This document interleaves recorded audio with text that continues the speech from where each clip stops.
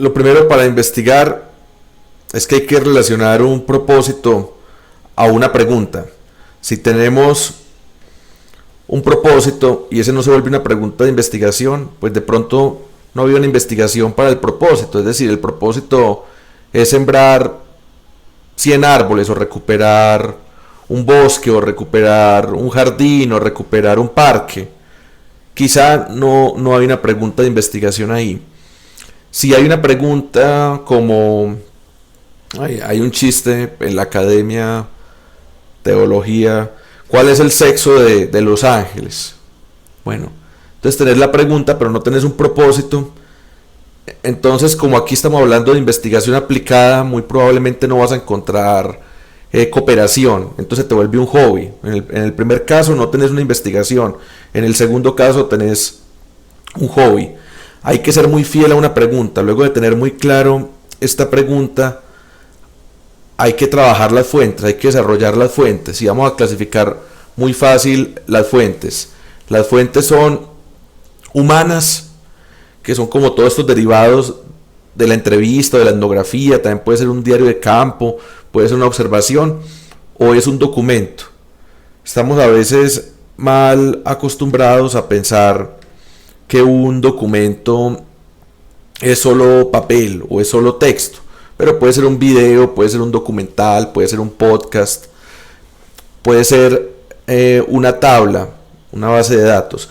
Y cuando llegamos al tema de los documentos, pues nos encontramos que hay fuentes primarias y fuentes secundarias. Las fuentes secundarias es que ya tienen un autor, normalmente los libros, los artículos, que ya hubo otro investigador involucrado. Si no es tanto un investigador, se puede tratar como una fuente primaria, porque puede ser como un relato que no tenía la intención de ser investigación y lo tomamos para nuestro propio proyecto. Pero ahí llegamos al estado del arte, que el estado del arte es muy sencillo y es saber qué se ha investigado, qué se ha dicho sobre el tema.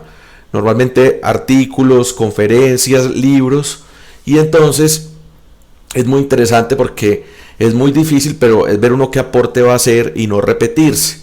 Todo lo que en arte y ciencia no es tradición, termina siendo pedantería. Ahí tenemos entonces las fuentes, y hay un asunto con las fuentes importante, y es lo cualitativo y lo cuantitativo, pero a veces es una falsa división.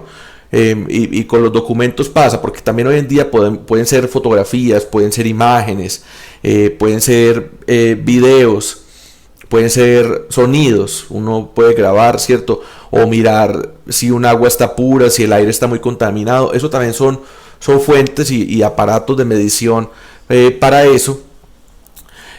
Pero entonces tenemos muchas veces bases de datos que son muy numéricas, y otras veces tenemos la palabra. Lo que pasa es que todo puede ser narrable y todo puede ser medible. En cuanto a las palabras, pues uno puede generar mediciones con respecto a un documento, a ver qué tanto se usa la palabras inadecuadas para hablar de una víctima, por ejemplo, en un periódico, en un medio. Y llegamos entonces al tema de los datos, que la relación entre las fuentes y los datos es cómo extraer los datos, y luego cómo procesar los datos. En cuanto a procesar los datos, pues entonces uno empieza a armar categorías, a clasificar, a agrupar, a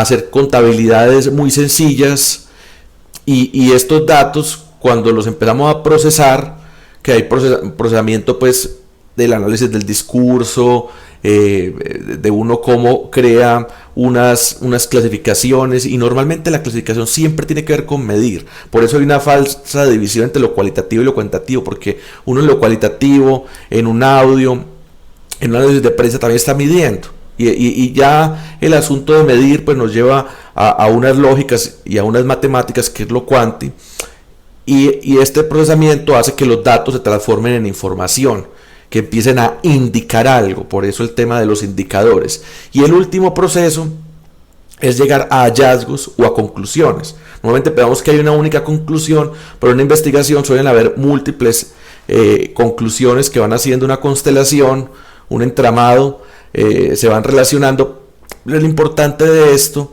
es que necesitamos un marco conceptual para que la información no termine siendo espuria.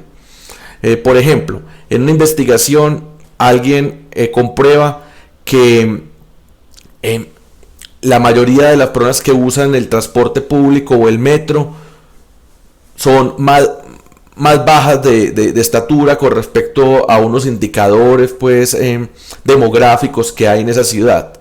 Entonces uno dirá, ay, qué interesante, los bajitos están usando más. Pues si el marco conceptual te permite mirar un contexto, un momento histórico, entender un lugar, entender una época, entonces de repente tenés que preguntar como investigador, como cientista social, de qué ciudad estamos hablando, en qué momento se hizo eso, y vas a descubrir que esa ciudad era una ex colonia, y entonces que los nativos eran fenotípicamente más bajitos de estatura que los colonos, y los colonos, como suele ser con todo este acumulado de injusticia, los hijos de los colonos pues medían y entonces tenían más ingresos, y lo que estás viendo es que la gente que tiene más ingresos tiene carro, y los que tienen carro no utilizan el transporte público. Entonces ahí no hay ningún hallazgo, ahí no es importante, porque para ese hallazgo necesitas un marco conceptual que a veces aplana el mundo, pero a veces lo complejiza, y lo espurio es que esos dos datos relacionados,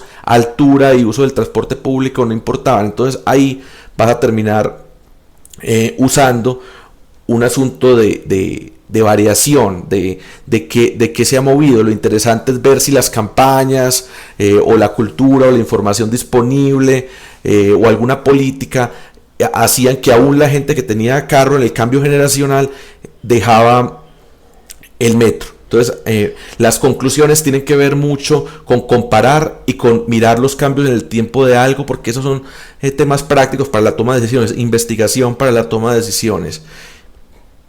Y tenés en esto de la investigación, se te va armando una tesis, una teoría de cómo funciona la sociedad, una teoría del cambio, que es importantísimo para los movimientos sociales, porque estás diciendo por qué tu problema es principal, cómo se soluciona de la manera más económica y sostenible, y en un modelo de complejidad, cómo distintos actores, como una empresaria, un gobernante, una estudiante de universidad, una vecina, se involucrarían, y cuál es la parte, qué es lo que podrían hacer para cambiar esto, porque las tesis entonces en movimientos sociales, en grandes proyectos sociales, son teorías del cambio y de cómo lograr realmente un impacto social. Y esto nos lleva también a una línea de base. La línea de base, que es una palabra que no utilizamos mucho, pero a veces la hemos usado sin darnos cuenta, es tan sencillo como saber cómo estaba una situación, un fenómeno, antes de empezar el proyecto o antes de empezar el proceso. Los ejemplos son cuántas estaciones del CIATA, que son las que miden la calidad del aire, estaban en naranja, la tasa de femicidio estaba en 12 por 100.000 habitantes, un ejemplo irreal.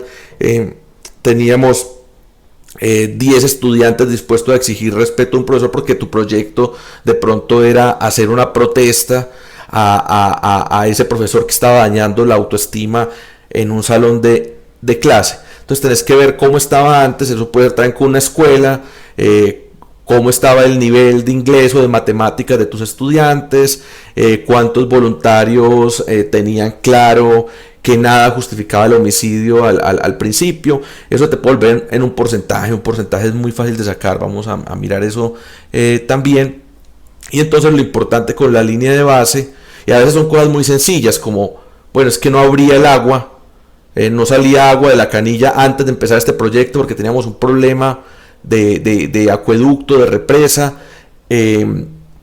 Aquí teníamos cerrado esta casa cultural, necesitamos investigar, averiguar, movernos para ver quién tenía las llaves, cuál era el permiso que se necesitaba. Entonces son cambios a veces muy binarios, no tienen que ser grandes contabilidades, pero muchas veces necesitas también ir a información pública o hacer la vuelta de hacer tu propia base de datos, de contar a tus estudiantes.